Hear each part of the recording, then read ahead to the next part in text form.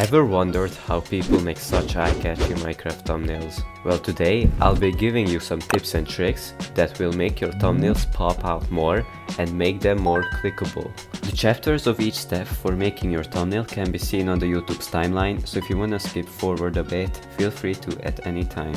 Subscribing would support me a ton, and as well liking the video. Thanks. Now enjoy. Before we get into the actual planning of a thumbnail and all that stuff, the very first crucial step is having the right shaders and mods installed. So as you can see, I have, for example, this new NPCMod installed, which will allow me to create an NPC and pose it for a thumbnail, which later on we will be talking about.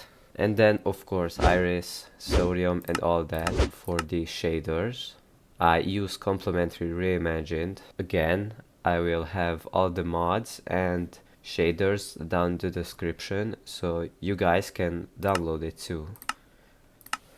Alright, so once you made sure that you installed the mods and shaders you wish to have, then the next step is just basically figuring out where you want to have your thumbnail be made. I will load up a super flat world.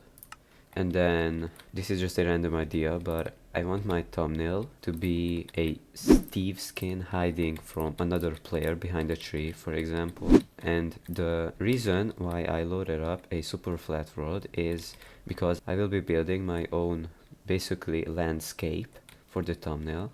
So, I mentioned I want a tree where my Steve is going to be hiding, and then, let's say a small hill as well, so that the background isn't empty. So I will make that just real quick. I don't need to build like a nice tree for this thumbnail, since the whole tree won't be visible. And before I build a hill, I will basically create my Steve so that he's hiding behind the tree. So if you install the new NPCMod, which you should, once you open your creative inventory tab, you should see the second page. Click it, go to this tab, and grab yourself an NPC wand. Right click it to the ground, and this should pop up. As you can see, there are many tabs here and choices, but trust me, it's easy to learn. And since I mentioned I want my Steve skin to be crouching, basically, I will click this sneak button. I will click finalize, and as you can see, now it is here. But I want him to be facing the other way, so I will right click him again with this wand and just adjust the Y rotation to 180. As you can see, now he's facing the way I want it to. Just so it isn't a plain Steve skin, I will give him some iron armor, for example, but I won't give him a helmet, so his head is visible fully. And in order to give him armor, you go to this inventory tab, and as you can see, you click, for example, this chestplate, go to the player inventory, and give him the iron chestplate.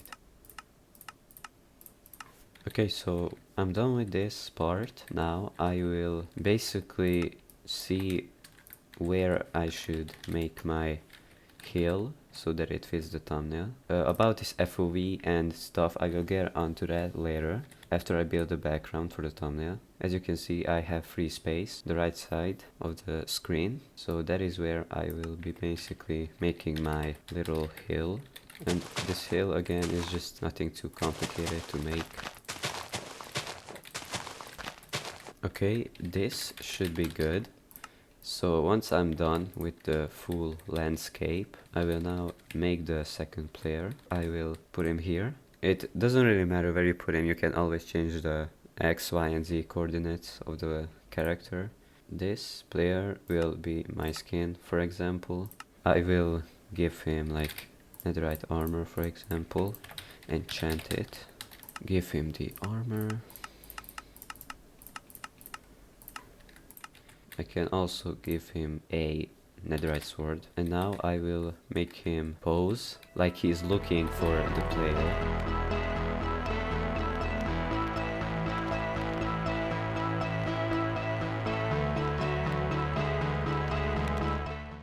I think I'm pretty much done. So as you can see, this is basically the scenery with the thumbnail. Okay, first step, you Like, do not want this. You don't want this shadow to be in your thumbnail. I will set the time to like 3000, but you can also use 30,000, so they aren't shadows at all. Second tip, go to options, FOV, set it to 30 or 40, but I recommend 30. Go into spectator mode, and now line up the way you will screenshot it for your thumbnail. A little extra tip for spectator mode is you can use your scroll wheel and scroll up or down to adjust the speed, how fast you go. Scroll down, and as you can see, I will move slower. This will allow me to be more precise with how I make the thumbnails angle. Okay, once you are ready to take the screenshot, do not press F2.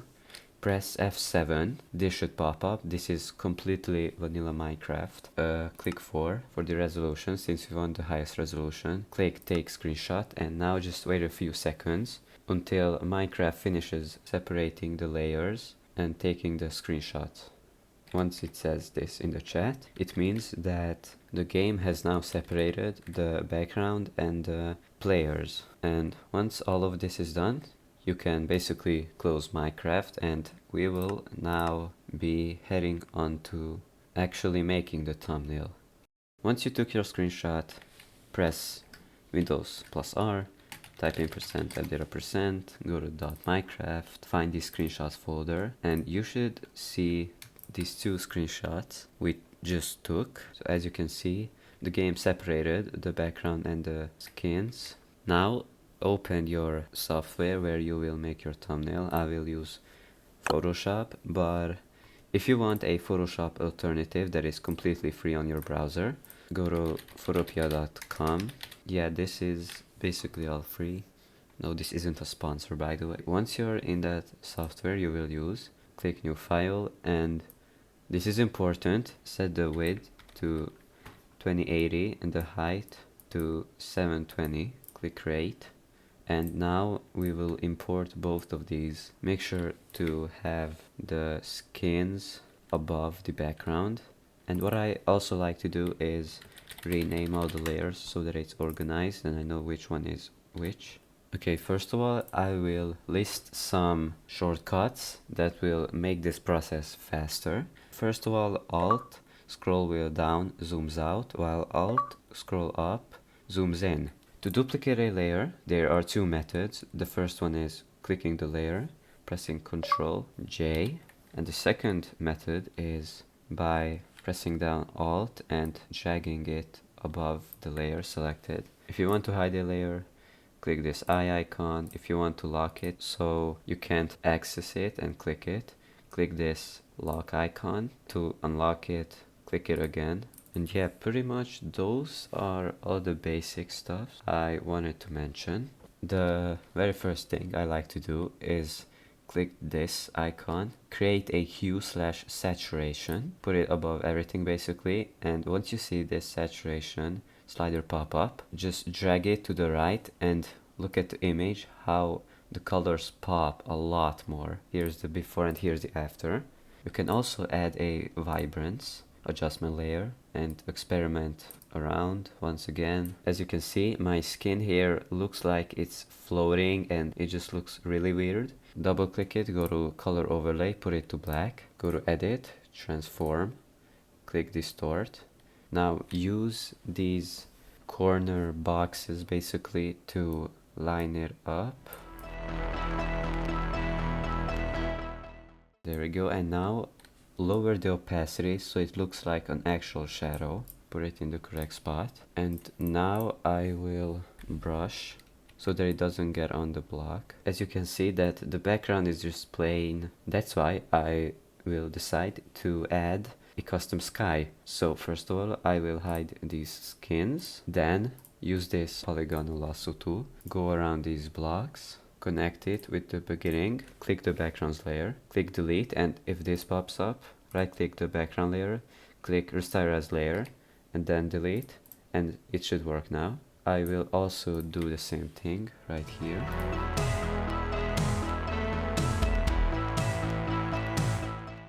And as you can see, I removed the background successfully. Now I will use my editing pack search for a sky. Make sure that you put the sky behind the background, just like that. I will try various different skies.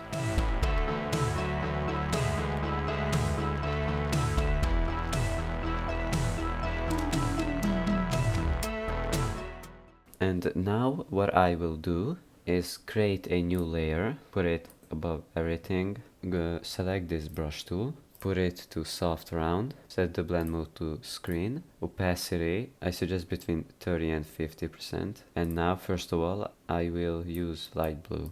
And what I'm about to do is basically just give it a bit more glow to the sky and the ground. Now just basically click a few times in the corners and the edges of the thumbnail. Make sure that you don't paint like this oak wood light blue, because it looks weird. For the grass I will of course use lime green. I can also add a bit of glow to this wood, and if I want the glow to be behind my skin I will just use the background, and there we go. I still think that our skins aren't popping colors as much as they should, so I will create once again a hue/saturation layer, drag it above the skins, and now right click the layer and click create clipping mask. And what this does is that it only affects the layer that it is clipping. So let's say I use this lightness, as you can see that will only affect the skins.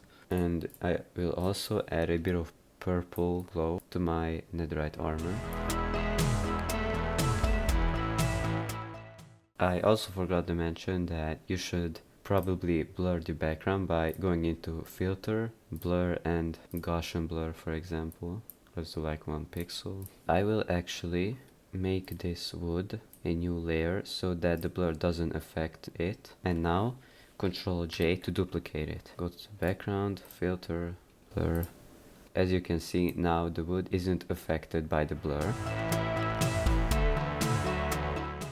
So basically what I did is make a new layer of the object I didn't want to have blurred. I will now add some details, for example particles, to my netherite player. And another tip, I will just drag this particle, for example. But if you want to change the colors, select the layer, go to image, adjustments, hue/saturation, and now use this hue slider to change the color of it. So there we go, it works really well. I will use this type of purple color, for example. The reason it changed color while I changed the size of it is because those color changes don't apply until I stop sizing it, put it behind the skin. I will keep the ones that I think are necessary. You can also add these particles again, change the color of it, maybe a bit more pink this time. Even if you copy paste things like I'm doing now, just make sure it isn't the same, and for example you just rotate it around. If you want to merge 2 or more layers, select both of them by shift, right click, convert to smart object, and as you can see now they are one layer. I can once again add glow to these. Now if you want your thumbnail to have a text, you just use this text tool, of course. Right click it and type in whatever the video is about. I will use tutorial, for example. And please don't use unreadable fonts like this, for example. Use basic and stick to the most popular ones, in my opinion. I will use candy beans, for example. Put it right here. If you want to put the text behind your skin, you can do that, but don't put it like this, so you cannot read the text at all. And if you don't want a simple one color for your text, you can use this gradient overlay. Put this to lighter gray, keep this white, drag this so that the location is 50 for both of them. Just the color around so that the bottom color isn't as dark as the top one. If you want to have a shadow, you can use this drop shadow, have it to 30%, and the rest you can experiment with. So let's say this. The blend mode should be normal. You can also add glow to the text by selecting this arrow glow.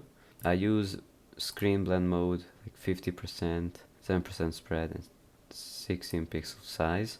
But again, it's all just experimenting and your choices, how you would like it to look. And if you think that your text is too bright for the background, use this rectangle tool, drag this slider to like 400 for example, and now your rectangle will have rounded edges. Put this behind the text, make it black again, make sure that it fits the text you have, and turn down the opacity. There we go. It looks much better now in my opinion. Now I will show you how to make a quick and easy Minecraft username name tag. Use this rectangle tool again. Don't have rounded edges. Do this. Enter your Minecraft username. Download the Minecraft regular font. Put it in the box. Make sure it's above the box. So there we go. Once again, turn on the opacity. Put it to like 60%. And as you can see now, I have a name tag. So let me just drag this like right here. And I mean, once again, this thumbnail was just like a random idea. So this won't be an actual thumbnail, but you can of course still add your own stuff. I was just here to give some extra tips that might help you. And my last tip would be going into a browser, typing in rule of thirds 2080 by 720, downloading this, and these lines are pretty important for thumbnails, since as you can see you have 9 boxes here and you don't want to have something empty in a box. So like a bad example for this is here. As you can see, I don't have like anything here. You just make sure that you have at least one thing that's in the box. And now that our thumbnail is done, we will of course delete these rule of third lines. Go to File, Export, quick export as PNG. Select the location where you want it to be downloaded. You can name it, click Save, and it is now in the location you saved it to. And that is going to be all for today pretty much. If you enjoyed this tutorial, then of course subscribing would support me a ton. I'm trying to reach 1000 subscribers by the end of the year. And also let me know down below in the comments if this tutorial helped or not, which type of videos you want to see. And yeah, thanks for watching and hope I see you again. Bye bye.